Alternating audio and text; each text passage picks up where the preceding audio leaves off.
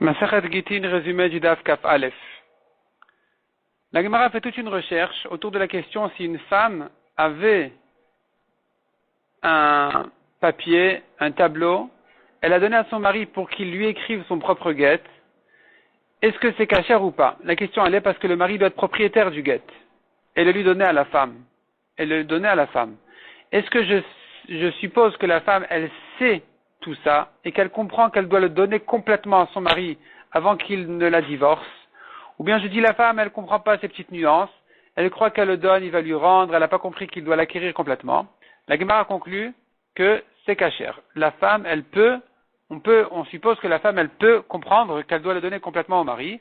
Donc si le gars se trouve chez le mari, il a reçu, même s'il a reçu de la femme, il peut la divorcer avec. La Gemara dit encore, un homme qui a écrit un guet et il l'a mis dans la main de son éved, de son esclave. Il a donné l'esclave à la femme, elle a acquis l'esclave, elle a acquis en même temps le guet, à condition que l'esclave y soit attaché, qu'il ne puisse pas bouger, de manière à le considérer comme une cour, comme un terrain immobilier, qui peut acquérir à son propriétaire tout ce qui s'y trouve. Donc la femme, en acquérant quand la femme a acquis le khatser, le éved, la cour, le éved, il devient comme une cour, comme un bien de la femme, qui ne peut pas bouger, et qui acquiert pour la femme tout ce qui s'y trouve. Donc elle a acquis le guet, elle est divorcée. De même, si le mari a écrit le guet et qu'il a mis dans sa propre cour à lui-même, du mari, et qu'il a donné à la femme sa cour à lui, la femme, elle a acquis la cour et elle a acquis en même temps le guet qui s'y trouve. Et on ne dit pas que on devrait craindre qu'un jour il va mettre le guet dans la cour de son ami et son ami va donner sa cour à la femme, que ça c'est pas sous l'Minatora. On ne dit pas comme ça. On dit que si la cour appartenait au mari, évidemment si la cour appartient à la femme, elle est divorcée quand le mari a jeté le guet dedans. Mais même si la cour appartient au mari et qu'il l'a donné à la femme, c'est cachère. Et effectivement, il faudrait faire attention que le mari ne mette pas le guet dans la cour de son ami et que son ami ensuite le donne à la femme. Ça c'est sûr que ça marche pas.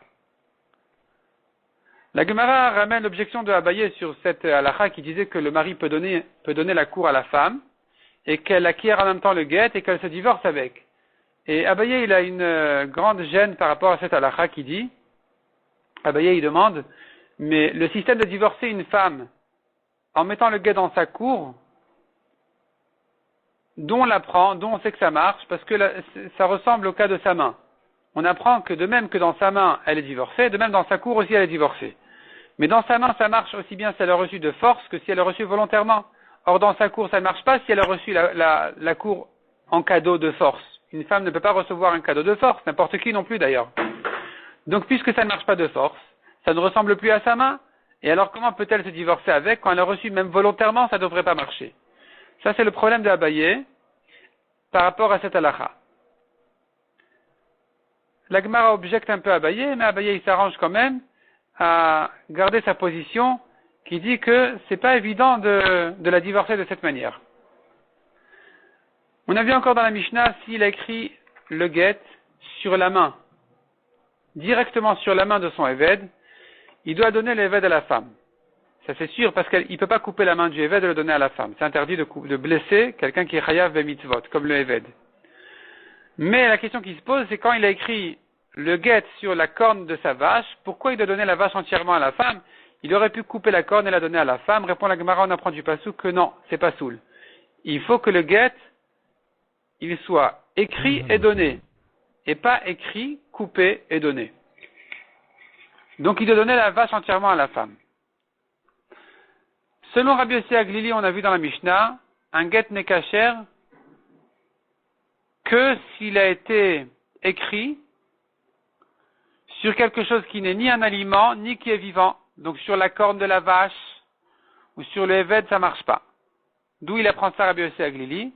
Parce que Rabbi Yossi Aglili comprend que quand la Torah nous a parlé de Sefer Kiritut, un livre de séparation, donc un livre c'est du parchemin, c'est comme ça qu'on écrivait les livres, et la Torah elle inclut tout ce qui ressemble au livre. Mais le livre n'est pas ni vivant ni un aliment, donc tout ce qui ressemble au livre doit être ni un aliment ni vivant. Selon les Chachamim, ils comprennent le pasuk autrement. Sefer Kiritut ne veut pas dire un livre de séparation, ça veut dire une rédaction de séparation. Donc puisqu'on n'a pas parlé de livre, on n'est pas limité à ce qui ressemble au parchemin. La Gemara ramène encore d'autres drachot sur les psukim, selon Rabbi Yossi Aglili et selon les Chachamim, chacun selon son avis, comment ils apprennent de là encore d'autres halachot, comme par exemple, une femme ne se divorce qu'avec un guet et pas avec de l'argent. Malgré que la Torah compare le divorce au mariage, on ne dira pas que de même qu'elle se marie avec de l'argent, elle se divorce aussi avec de l'argent. Non, ça c'est pas soul. De même, on apprend des psukim encore, que la Torah a parlé de kiritout, il faut que la femme soit tranchée définitivement, mais pas qu'elle soit liée à son mari par une condition. S'il a dit à sa femme, tu es divorcée à condition de ne plus boire de vin toute ta vie, à condition de ne plus rentrer chez tes parents toute ta vie, elle sera toute sa vie liée à la condition au mari par sa condition, c'est pas soul. Il faut que elle puisse un jour ou l'autre se séparer définitivement du mari. Donc s'il a mis une condition limitée à 30 jours, ça passe. Mais définitivement, ça passe pas. Mishnah suivante. Un guet qui a été écrit attaché à la terre, c'est interdit. S'il a écrit attaché à la terre, il a détaché, il a signé et il a donné à la femme, c'est kasher. Pour Rabbi Yehuda, il faut qu'il soit et écrit et signé détaché de la terre. Rabbi Yehuda ben Beter a dit encore, on n'écrit pas un guet sur un papier effacé, parce que la femme pourra réeffacer le guet et effacer les conditions, effacer des parties importantes du guet. Donc tout ce qui peut se falsifier est pas soul comme guet. Selon Chachamim, c'est kasher. On verra dans la Gemara qu'est-ce qui est kasher et pourquoi. La Gemara s'attarde sur le début de la Mishnah. On a dit on n'a pas le droit d'écrire un guet attaché à la terre. S'il a écrit attaché à la terre, il est kasher. Comment tu comprends cette contradiction? Qu'est-ce que ça veut dire exactement? La Gemara donne deux compréhensions à la Mishnah.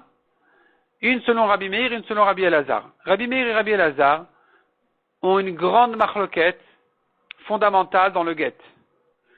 Est-ce que les témoins essentiels sont ceux qui ont signé sur le guet, ou les témoins essentiels sont ceux qui ont vu que le guet est passé de la main du mari à la main de la femme? Pour Rabbi Meir, c'est les signatures. Pour Rabbi Elazar, c'est la transmission.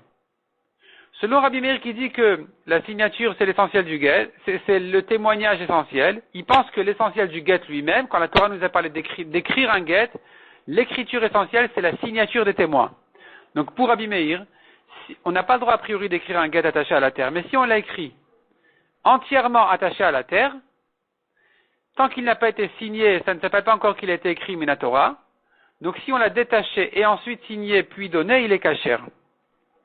Selon Rabbi Elazar qui dit que les témoins essentiels sont les témoins de la transmission, pour lui l'écriture essentielle du guet n'est pas les signatures, ça sera la ligne essentielle du guet qui est les noms, le nom du mari, le nom de la femme, de la ville, etc. Et ça, c'est ce qui doit être absolument écrit détaché de la terre. Donc notre Mishnah se comprendra de la manière suivante.